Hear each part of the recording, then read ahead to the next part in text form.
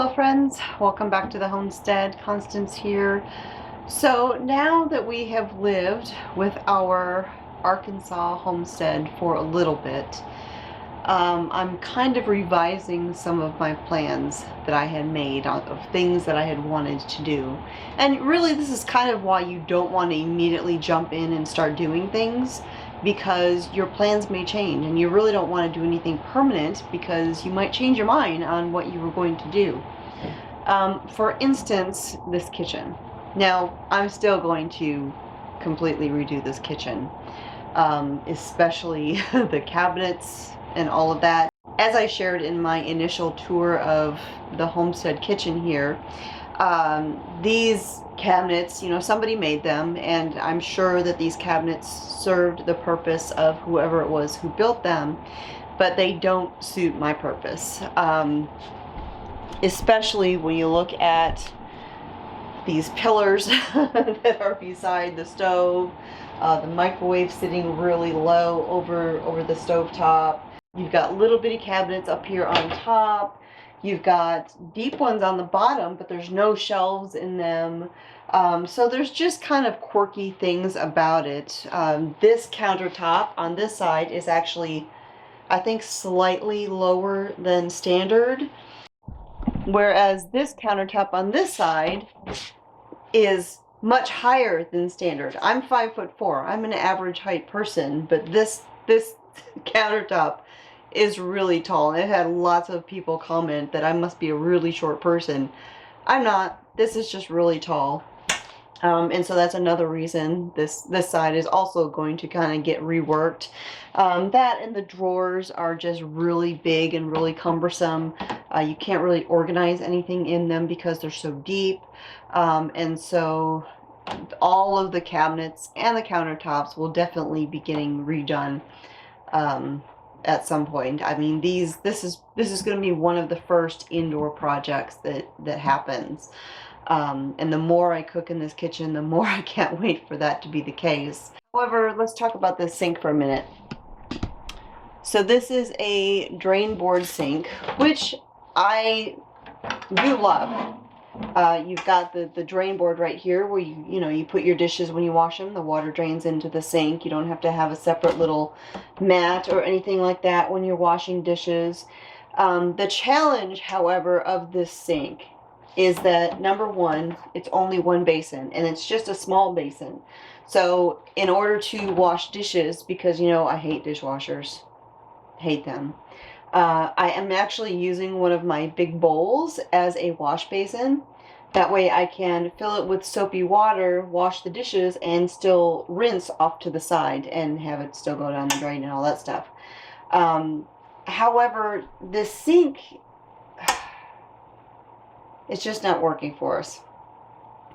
And so my plan, now this space over here, this flat spot right here, this is actually just really unused space. We don't really do anything over here, so it kind of is taking up counter space that you could be using normally. That said, my original plan was to replace this sink with another sink that I found at an antique store a couple of years ago, and I've just been hanging on to it. It is also a drain board sink, but it is a 2-basin sink, and it is a 2 drain board sink. So the plan was to replace this sink with that sink when we redo the counters and the cabinets and all that stuff. Changed our mind on that, and I'll tell you why. While I would love to have that sink, this counter space in this kitchen is very limited. I mean, it's functional. It's a functioning kitchen. We've got just enough space to do what we need. But if I bring in a drain board sink that's double drain board, my sink portion is going to extend all the way over to here, leaving just this tiny little, basically dishwasher's width space as counter. And so it would be counter, sink, sink, or excuse me, so it would go little counter, drain board, sink, sink, drain board, tiny little bit of counter. So the drain board sink is going to be out. It's just not going to work in this kitchen. So I will probably sell one of them, either this one or the other one. And then we'll put a standard sink here in this kitchen. It may still be a one basin sink because there's one in particular I really have been looking at. Mr. Smith loves it. And we almost installed it at the other house. We just never got around to doing that part of the kitchen renovation. But it would be a big basin sink if we do that one. So that is the plan. That is the first change of plans. However, all of the other plans that I had for the kitchen are still looking good. I'm still going to do the new cabinets that I have in mind with the color scheme and all those things that I've got right up here. And on my phone. I've got all sorts of pictures saved of things that have inspired me.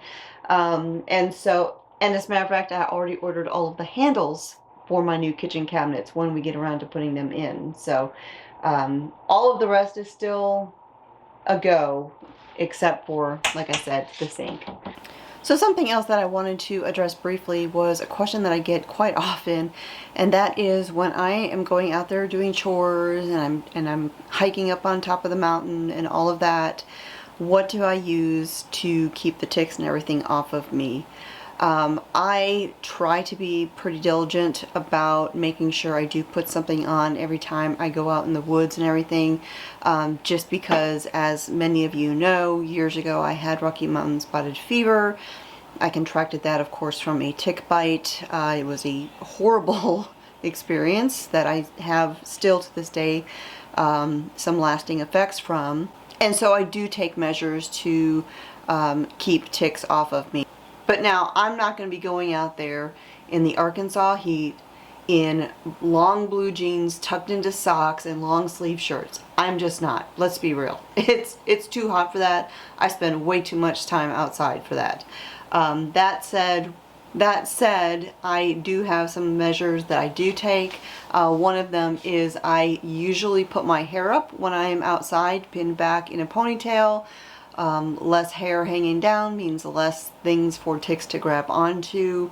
I do always check myself for ticks every time I come in thoroughly, making sure that there's none on me. But when I'm going out there in the woods and I know I'm going to be out there for any length of time whatsoever, I always make sure I put on some bug repellent. And I have a variety of bug repellents that I use. I do use natural things because I am not going to put DEET on my body. I'm just not going to do it. I am not a fan of all of these chemicals. I think we have quite enough toxic chemicals in our environments. I don't want to add any more into my environment. Alright, so one of the things that I use is an essential oil blend, and that is this one here. It is, if it'll focus, doTERRA's Terra Shield blend. Now, I haven't checked their website in the last few months. I have several bottles of this. I keep a stockpile of it. I buy the pure oil blend. That way I can mix up my own spray. I think it's a little more economical that way.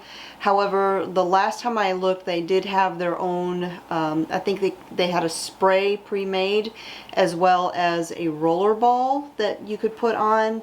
You would have to check their website to see what they have currently. But doTERRA Terra Shield is one of them. It also works great for keeping bugs out of your house. When we first moved in here, we had some ants coming through underneath the door, and I just put a little bit of this down there and didn't get another one after that. So it works great as a general bug repellent. If you want to purchase something ready-made that you can find at a health food store, though, there are a couple other options. This is the one that I have here in the house currently. It is the All-Terrain Herbal Armor. Of course, it's DEET-free, and it is essential oil based. This is a great spray. I use this currently all the time just because I don't have any of this mixed up. I picked this up when we were in the middle of moving because I saw it at the store. I knew it would come in handy, and so I have a couple bottles of this. Whenever these run out, now that I know where my essential oils are, because moving is done, I'll mix up some more of the spray that I do with these. If you would like to know how I mix up the spray, I do have an article on my website, cosmopolitancornbread.com, where I talk about this, and I'll put a link to that down below. But the All-Terrain Herbal Armor Natural Insect Repellent, this works great. Anytime I have these on, I'm not getting bugs on me. Mosquitoes might fly past my face or swirl around my head, but I am not getting bit when I have this stuff on. There's another one that I've also used and had good success with. I don't have any of that here, but it's a brand called Badger. I've also seen that at natural health stores, Whole Foods, Sprouts, places like that. I can tell you, side note, I really wish we had a Sprouts here. I would love to have a Sprouts. That would be absolutely fantastic. I miss Sprouts. Whole Foods is nice. Sprouts is better, in my opinion. But that's a whole different conversation. So, doTERRA TerraShield, All-Terrain Herbal Armor, or the Badger spray. And if you go to my Amazon storefront, in the section called Health and Hygiene, I think it's Health, Hygiene, and Apparel, I have a link to this one as well as the Badger brand spray that I also use. And they also make a kid version of this. So right now I am going to go jump in the shower, put on some fresh clothes, because I've got a home ec video to film. The home ec videos are coming back. Hi friends, so it is evening chores time. We are giving all of the babies some fresh water and food and all of that stuff. We'll be turning off the lights here in a little while so that they can all go to sleep. I have two tasks for tomorrow. Number one, as soon as they open, I'm calling the veterinarian, because somebody needs to go there. And this is a somebody that you have never seen before unless you follow me on social media, on Instagram specifically, and actually only if you follow the Stumper and Nubs account.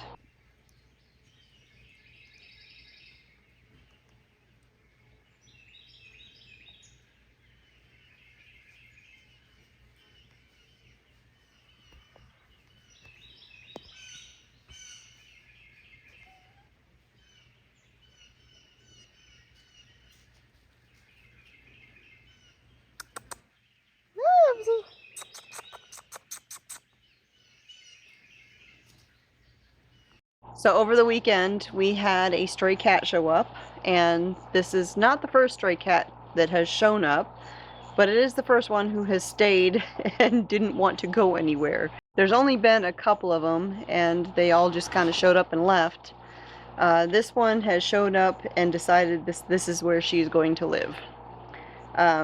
She seems very sweet. She follows us absolutely everywhere.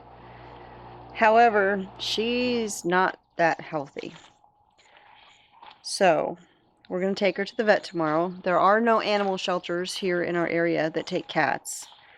But we don't want her around here if she's ill and she might give something to Stumper and Nubs. So we're going to take her to the vet, get an assessment, find out what can be done, and we'll go from there.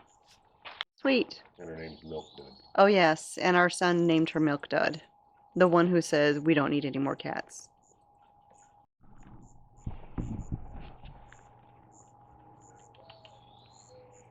So we did immediately give her some flea and tick treatment as soon as we figured out that she wasn't planning on going anywhere. So we dealt with that immediately. We did give her some dewormer yesterday. I don't know how well it would take because she didn't really seem to want the food that it was on. But the vet will take care of all of that. And like I said, she's really sweet. We don't know where she came from. She's clearly accustomed to people. We have no idea her age, but the vet will tell us more when we take her there. The other task for tomorrow is to make my list of the supplies I need to make for these guys. Look at how big they're getting. Oh, don't be crazy. Don't be crazy. That is the 2 Icelandics and 3 Silkies that survived. But they are definitely outgrowing their spot in here, so we need to get them moved out. Yes, we do.